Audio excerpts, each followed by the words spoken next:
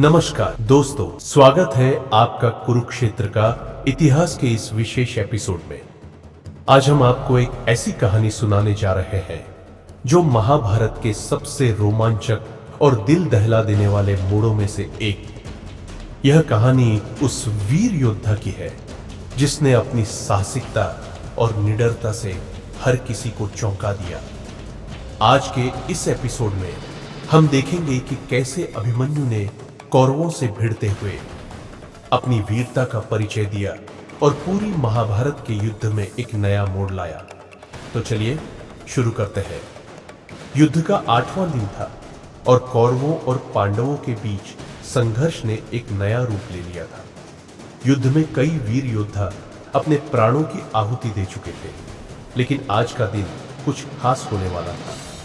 इस दिन अभिमन्यु, जो महज 16 वर्ष का था, वह कौरवों के खिलाफ अकेले ही युद्ध करने के लिए तैयार था। अभिमन्यु के पास महाभारत के युद्ध के बारे में बहुत कुछ था और सबसे महत्वपूर्ण बात यह थी कि वह चक्रव्यूह को तोड़ने का तरीका जानता था।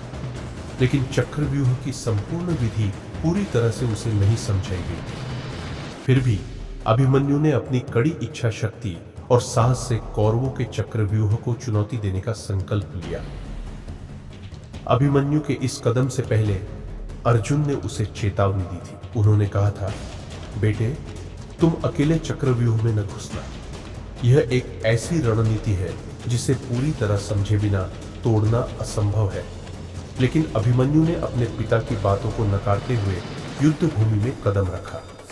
कौरवों के चक्रव्यूह की ओर बढ़ते हुए वह दृढ़ नायक की तरह दिखाई दे रहे थे। अभिमन्यु ने पहले ही तय कर लिया था कि वह इस चक्रव्यूह को तोड़ेगा और अपने वीरता का लोहा मनवाएगा।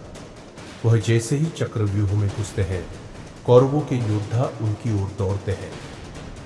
अभिमन्यु ने अकेले ही कौरवों की पूरी सेना को चुनौती दी। वह अपने धनुष और बाण से कौरवों को ढेर करने में लगा हुआ था। भीष्म, द्रोणाचार्य और कृपाचार्य जैसे महान योद्धा भी अभिमन्यु के सामने असहाय थे। अभिमन्यु ने अपने कौशल और रणनीति से चक्रव्यूह के भीतर हर कौरव को पस्त कर दिया। लेकिन चक्रव्यूह का दूसरा पहलू था। यह एक जाल था जिसमें घुसते ही बाहर निकलने का कोई रास्ता नहीं था और अब अभिमन्यु अकेले ही इस जाल में फंसा हुआ था। आखिरकार कौरवों ने मिलकर अभिमन्यु को घेर लिया। उनकी बहादुरी ने पूरी कौरव सेना को चौंका दिया। लेकिन इस जाल में वह अकेले थे और कौरवों ने उन्हें धोखे से घेर लिया।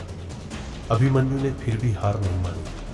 उसने अपने शरीर पर कई बाणों के वार सहे, लेकिन उसकी आंखों में डर नहीं था। वह यथासंभव कौरवों के हमले को नाकाम करने की कोशिश करता रहा। वह थका हुआ था, लेकिन उसकी इच्छा शक्ति ने उसे जीवित रखा। उसने एक एक कर कौरवों के महान योद्धाओं को हराया, लेकिन अंत में जब उसे पूरी सेना से घेर लिया गया तो उसकी शक्ति जवाब दे गई। अंत में अभिमन्यु गिर पड़ा।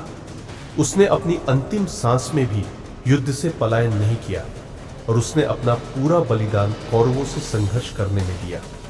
उसकी शहादत ने पांडवों के दिलों में एक ऐसी आग लगा दी जो युद्ध के अंतिम क्षणों में कौरवों के खिलाफ बर्बादी की ओर ले जाने लगी थी। अभिमन्यु की शहादत ने कौरवों को भी हिला दिया।